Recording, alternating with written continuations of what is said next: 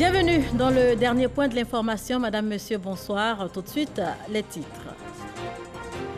Le président de la République, Alassane Ouattara, est rentré de Beijing, la capitale de la République populaire de Chine, ce mercredi 5 septembre. Le chef de l'État qui effectuait une visite d'État en Chine a également pris part au sommet sino-africain les 3 et 4 septembre 2018. Dans l'actualité également, le retour de 160 exilés du Ghana et du Togo. Ces ex-réfugiés de retour au pays vont bénéficier d'assistance pour faciliter leur intégration, cela sous le contrôle de la Direction d'aide et assistance aux réfugiés et apatrides. Et puis la situation à Idlib, où le régime de Bachar el-Assad menace de lancer une vaste offensive, inquiète au plus haut point. New York, le Conseil de sécurité de l'ONU doit se réunir vendredi 7 septembre sur la question. Je vous le disais tantôt, le président de la République, Alassane Ouattara, est rentré ce mercredi 5 septembre de Beijing, la capitale de la République populaire de Chine, aux environs de 8h40. Il a été accueilli par le vice-président Daniel Kablan-Duncan, le premier ministre Madougou Coulibaly et plusieurs membres du gouvernement. Le chef de l'État, pour la première partie de son séjour, a effectué une visite d'État du 29 août au 2 septembre à l'invitation de son homologue Xi Jinping. Visite d'État qui a vu la signature de 18 accords dans le domaine des infrastructures, de l'éducation, de la santé, du commerce et de l'industrie. Lors donc de son séjour en Chine, 18 accords de coopération entre la Côte d'Ivoire et la Chine ont été signés dans divers domaines. Je vous le disais tantôt, des accords estimés, selon le président de la République, à 1900 milliards de francs CFA. On l'écoute. Au cours de cette visite d'État, j'ai été reçu le 30 août 2018 au Grand Palais du Peuple à Beijing par le président Xi Jinping. Nous avons eu un entretien très fructueux qui nous a permis de faire le point de la coopération sino-ivoirienne et de mesurer son exceptionnel dynamisme depuis 2012. Qui a porté la Chine au rang de premier investisseur en Côte d'Ivoire et de troisième partenaire commercial après le Nigeria et la France. C'est dire que ce bond est spectaculaire parce que la Chine était le 15e ou le 16e partenaire commercial il y a quelque temps.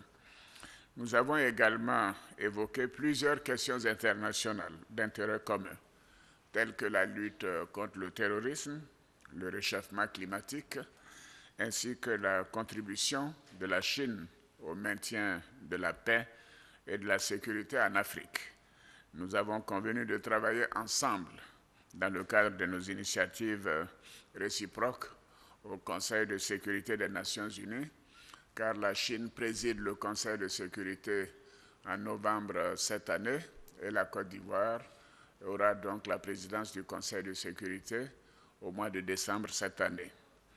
Alors, au cours de nos échanges, nous nous sommes entendus sur la nécessité de renforcer et d'intensifier davantage la coopération entre nos deux pays, en mettant résolument l'accent sur l'industrialisation de la Côte d'Ivoire, grâce à la transformation de nos matières premières agricoles, notamment le cacao et l'anacarde. Et c'était un point important pour moi. Je lui ai indiqué que la Chine importait le cacao hors taxes et hors droits de douane pour un certain nombre de pays africains et que nous souhaitions avoir le même traitement. Alors, il nous a répondu qu'en réalité, le problème, entre guillemets, de la Côte d'Ivoire, c'est que nous ne sommes pas un PMA, un pays des moins avancés, mais il souhaitait que nous puissions aller vers la transformation du cacao et des noix de cajou en Côte d'Ivoire en vue d'exporter du chocolat en Chine et que cela permettrait d'avoir un accord spécial pour faire rentrer le chocolat et les noix de cajou en Chine hors droits de douane et hors taxes. C'est-à-dire que c'est très imaginatif l'évolution de la coopération.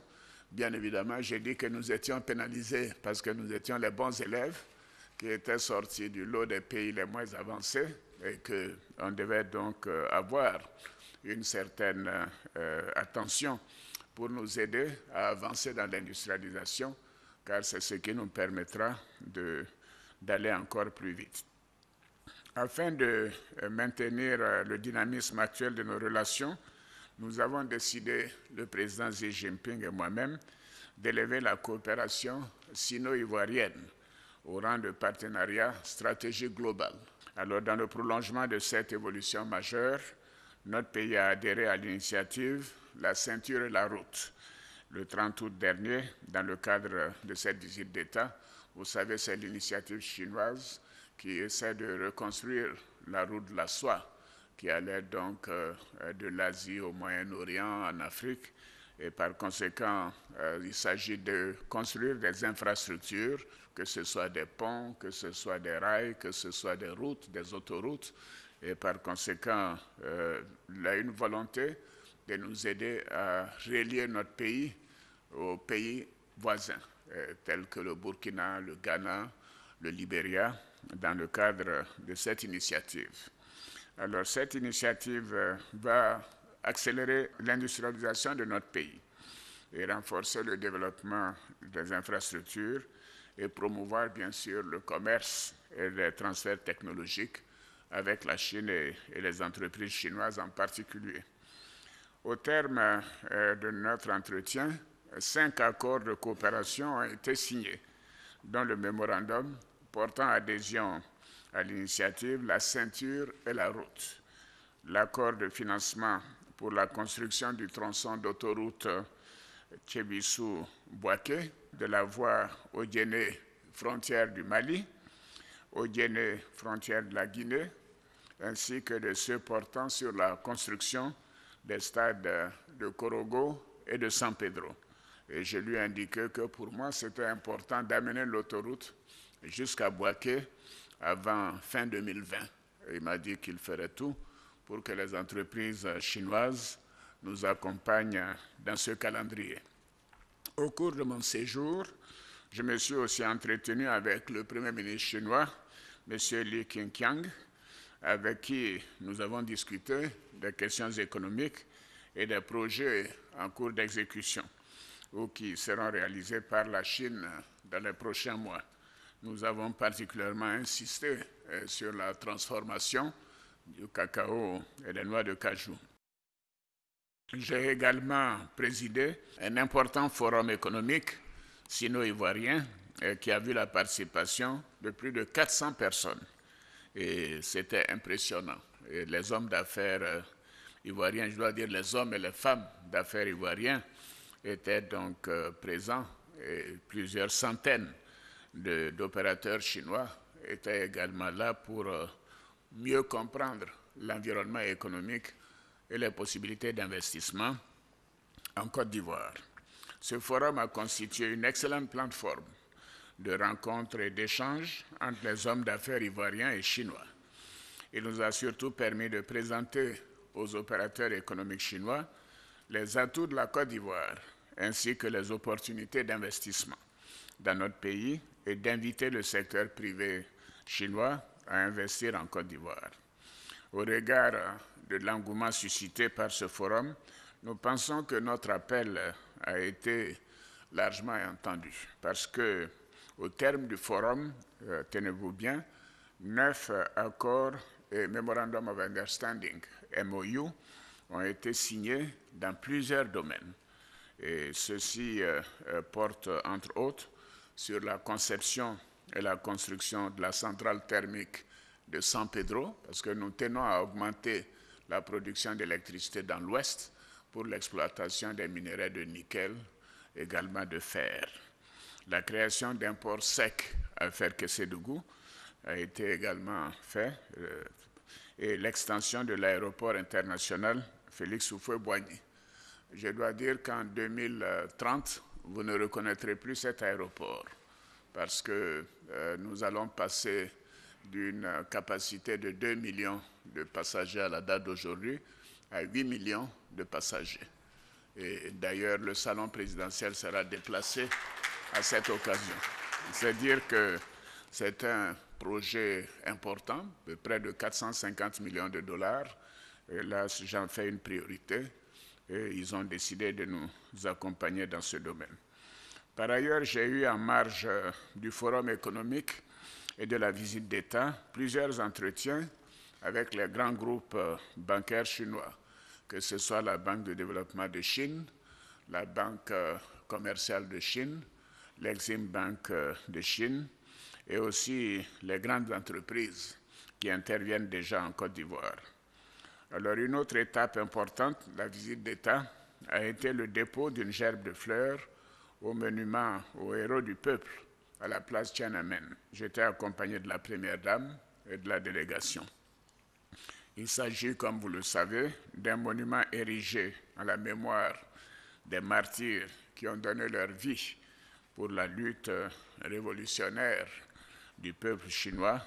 Nous avons également eu l'occasion de visiter la Grande Muraille de Chine, un magnifique site touristique qui accueille chaque année près de 9 millions de visiteurs. C'est aussi une œuvre gigantesque, symbole de l'histoire et de la grandeur de la Chine. Et la Première Dame et la délégation ont visité également la cité interdite. Alors on peut dire que la visite d'État en Chine a été très fructueuse, bien chargée et très agréable. En effet, maintenant parlons chiffres. Au terme de cette visite, 18 accords au total ont été signés pour un montant total de 3,4 milliards de dollars, soit 1 900 milliards de francs CFA.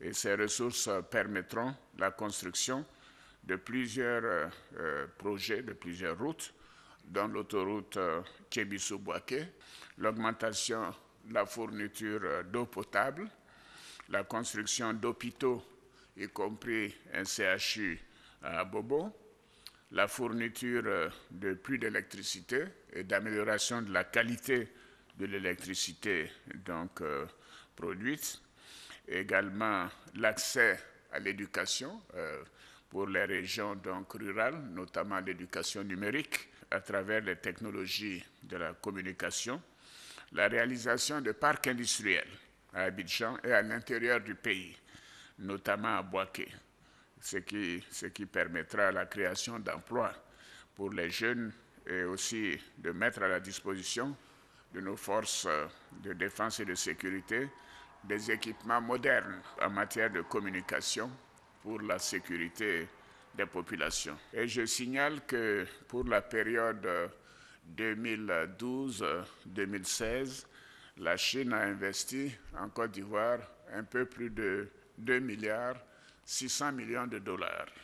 Donc quand on ajoute cela aux 2 milliards 400 millions de dollars, ça veut dire que pendant cette période, la période de mon mandat, la Chine aura investi près de 6 milliards de dollars en Côte d'Ivoire, ce qui est un chiffre vraiment important et intéressant. On écoutait le président de la République, Alassane Ouattara, qui a également pris part au sommet sino-africain les 3 et 4 septembre en Chine, sommet consacré au développement des relations entre la Chine et l'Afrique. La déclaration à présent du chef de l'État sur ce volet de son séjour en terre chinoise. C'était le 3e forum sur la coopération sino-africaine, le FOCAC, présidé par le président Xi Jinping et le président sud-africain Cyril Ramaphosa, parce que l'Afrique du Sud avait accueilli le sommet, le FOCAC, à Johannesburg en 2015 et j'y avais participé. Alors le prochain FOCAC en 2021 aura lieu au Sénégal. Donc le président Macky Sall sera le prochain coprésident du FOCAC avec le président Xi Jinping. Alors le forum a accueilli 3 nouveaux pays, ce qui est une bonne chose. La République de Gambie, la République de Sao Tomé également, dont le Premier ministre était là, et le Burkina Faso, dont le président Roch Kaboré était également présent. Alors le sommet de Beijing a été marqué par l'importante annonce faite par le président Xi Jinping, qui porte sur la mobilisation de 60 milliards de dollars destinés au financement de divers projets dans 8 initiatives, comme il a indiqué, que ce soit dans le domaine de l'agriculture, le domaine de l'industrie, le domaine de la formation, les bourses, le domaine des infrastructures, le domaine de la sécurité, et ainsi de suite. C'est un vaste programme sur les 8 initiatives très détaillées et qui nous a été donc livré pendant près de 45 minutes par le président Xi Jinping. Et je dois dire que c'était une présentation impressionnante de la volonté de la République populaire de Chine à aider l'Afrique à sortir du sous-développement et à réduire la pauvreté et à moderniser les pays africains. Bien évidemment, nous travaillerons en étroite coopération avec les autorités chinoises, ce que nous faisons déjà, mais nous allons même dédier, j'ai indiqué au Premier ministre et au vice-président qu'on essaie de dédier des cellules à la primature et à la présidence pour suivre la mise en œuvre et la coordination de tous ces projets et puis de recueillir de nouveaux projets qui peuvent être donc soumis aux autorités chinoises parce qu'on sent qu'il y a une volonté d'accroître même le financement prévu pour la Côte d'Ivoire.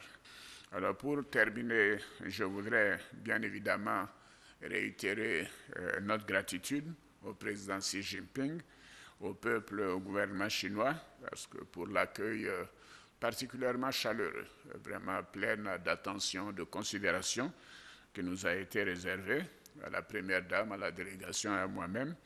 Et aussi dire que cette visite d'État a été véritablement un très, très, très grand succès et je m'en réjouis personnellement.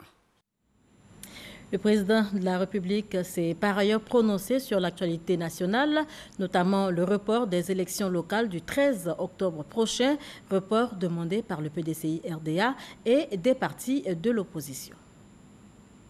Non, cela n'est pas possible. Déjà, en mi-août, le président du PDCI-RDA m'avait saisi pour souhaiter éventuellement un report des élections suite à notre entretien, l'entretien que nous avons eu, lui et moi, le 8 août. Alors, je lui ai écrit, je lui ai répondu que, en fait, je lui avais bien dit à l'occasion de cet entretien que la réforme de la composition de la commission électorale indépendante concernait l'élection présidentielle de 2020. Donc, évidemment, il a reconnu que c'était cela et par conséquent, il n'y aura pas de report des élections prévues le 13 octobre. En tout état de cause, lui et moi ne sommes pas candidats, donc il n'y a pas de problème. Les meilleurs élèves de l'EMPT, l'école militaire préparatoire technique de Bingerville, ont été reçus par le ministre d'État, ministre de la Défense, Ahmed Bakayoko. Ces enfants de troupes de l'année académique 2017-2018, rentrés d'un voyage d'études, sont allés exprimer leur gratitude au ministre de la Défense qui leur a offert des ordinateurs. Abou Sanogo. Ce sont les enfants de troupes les plus méritants de l'année académique 2017 et 2018 de l'école militaire préparatoire technique de Bingerville. Pour leurs meilleurs résultats, ils ont été primés le jeudi 19 juillet dernier au cours d'une cérémonie de distinction au sein de leur école par le ministre d'État, ministre de la Défense Ahmed Bakayoko, qui leur a promis un voyage d'études aux États-Unis d'Amérique. C'est maintenant chose faite. Car du dimanche 26 août au dimanche 2 septembre, les meilleurs élèves de l'EMPT et leurs parents se sont envolés pour les États-Unis d'Amérique. De retour au pays, ils sont allés exprimer leur gratitude au ministre d'État Ahmed Bakayoko qui leur a offert des ordinateurs suivis d'enveloppes. Je tiens à remercier le ministre d'État, M. Ahmed Bakayoko, pour son geste car il a su récompenser les méritants.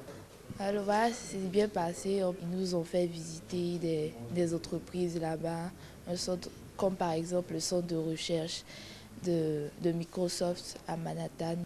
Mais on nous a dit de revenir pour travailler. Mais si on travaille encore plus, on pourra avoir un plus gros cadeau.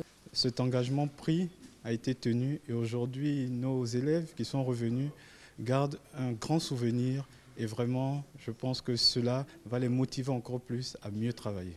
En retour, Ahmed Bakayoko les a invités à poursuivre sur leur lancée. Cela participe de ma vision de gratifier les excellents, de montrer les excellents et de les encourager, de les motiver, afin que leur exemple serve aux autres. Étant les meilleurs à l'MPT, vous êtes parmi les meilleurs de la Côte d'Ivoire et faites partie du meilleur de la Côte d'Ivoire et de l'avenir de la Côte d'Ivoire. N'arrêtez pas de maintenir le cap, n'arrêtez pas d'être les premiers. Kra Ndri Ange Victoria a obtenu le prix de la meilleure élève de l'EMPT avec une moyenne de 18,82. Amoa Congras Emmanuel, le prix du meilleur résultat au BEPC avec 196,22 points. Et Nyanga Sirigno Bassirou, major de la promotion sortante avec 14,92 de moyenne en classe de Terminal C. Et on poursuit avec ce communiqué. Le ministère de l'Intérieur et de la Sécurité porte à la connaissance des candidats au concours direct de recrutement d'élèves commissaires de police, session 2018, que les épreuves écrites d'admissibilité se dérouleront le samedi 8 et le dimanche 9 septembre 2018 à l'École nationale de police. Dans l'actualité également, le retour de 160 exilés du Ghana et du Togo. Ces ex-réfugiés de retour au pays vont bénéficier d'assistance pour faciliter leur intégration. Cela sous le contrôle de la Direction d'aide et assistance aux réfugiés et apatrides. Notez qu'à ce jour, plus de 270 000 personnes sont rentrées d'exil, ce grâce aux efforts des autorités ivoiriennes en partenariat avec le HCR. Konaté Moussa.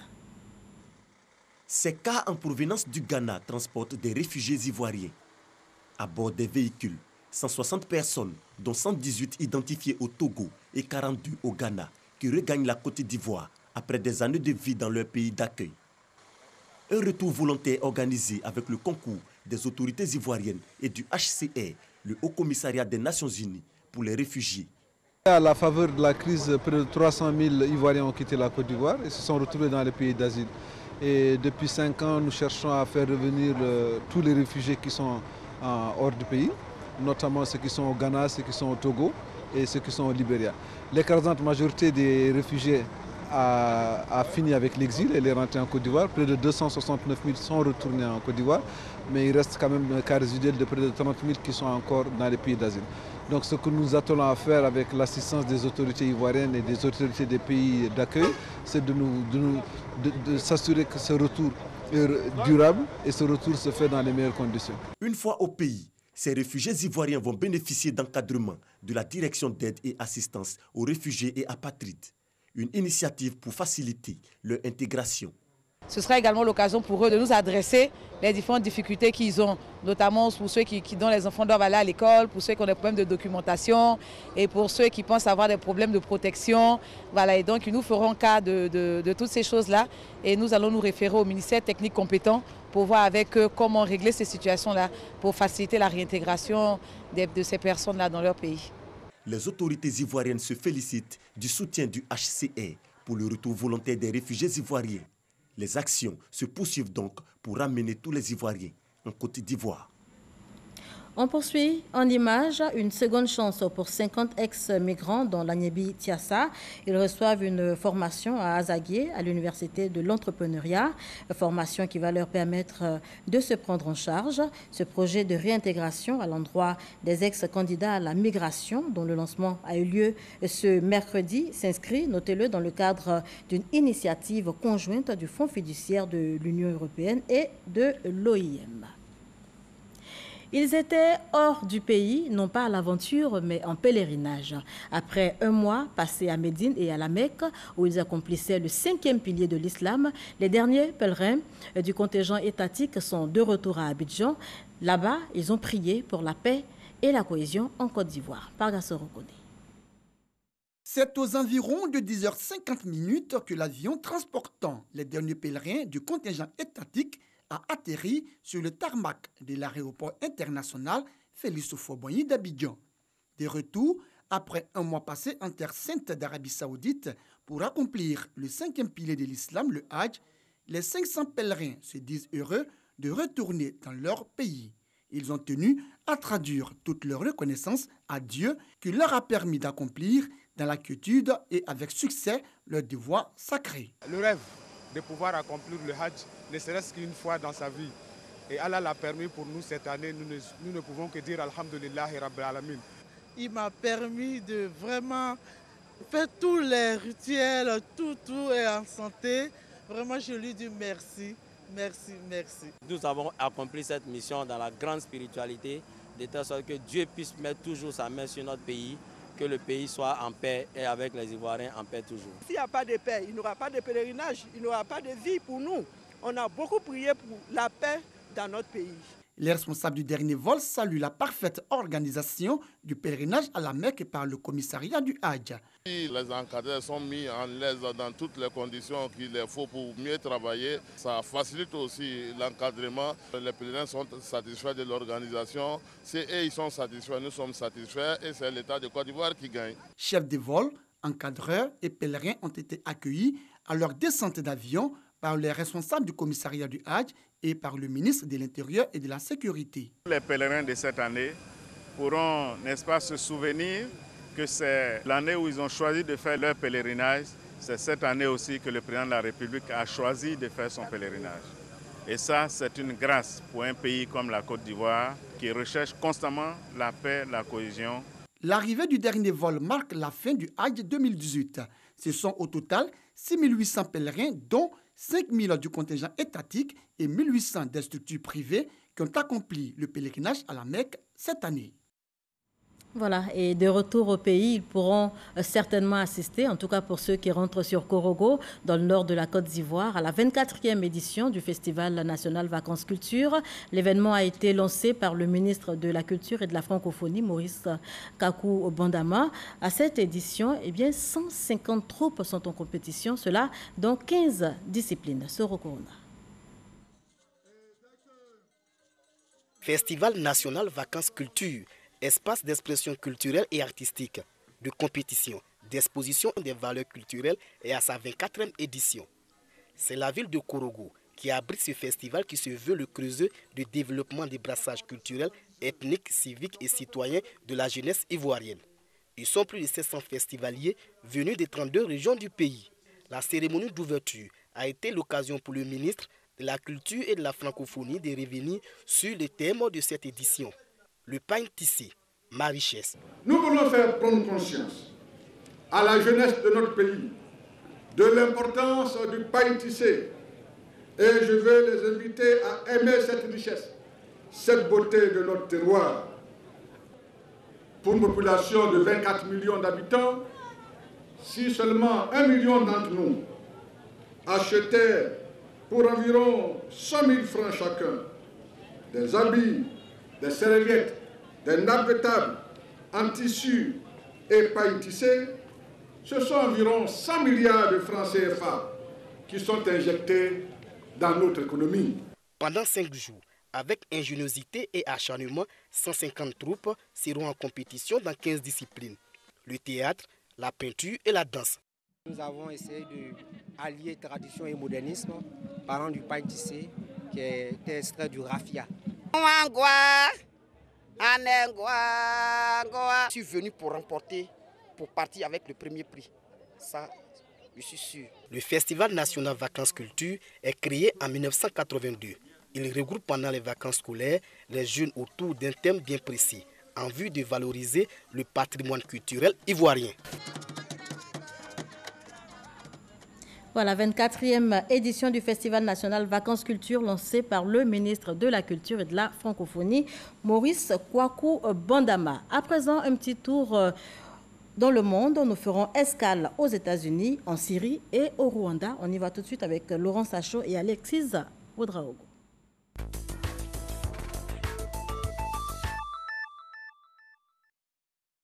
Le Parti démocratique vert de Franck Habineza, seul parti d'opposition représenté au Rwanda, va désormais siéger au Parlement.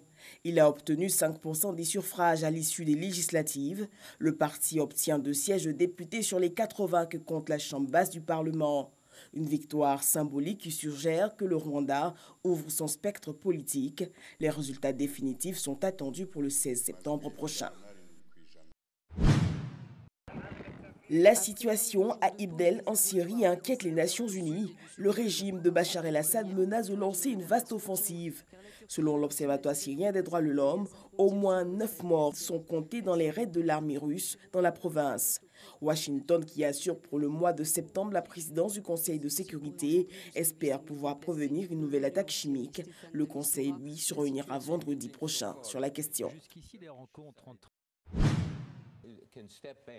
Le journaliste américain d'investigation Bob Woodward annonce son nouveau livre sur Donald Trump cette semaine. Un livre dans lequel il dresse le portrait d'un président immature, instable, colérique et inculte. Les citations compilées après 19 mois d'enquête sont accablantes pour le 45e président des États-Unis. Bob Woodward est l'un des journalistes les plus respectés du pays qui, après révélation du scandale sur Watergate, a fait tomber Nixon en 1974. Commentaire de Alexis Ouedraogo qui met un terme à ce journal. Merci de l'avoir suivi. Prochain rendez-vous de l'information, 6h30.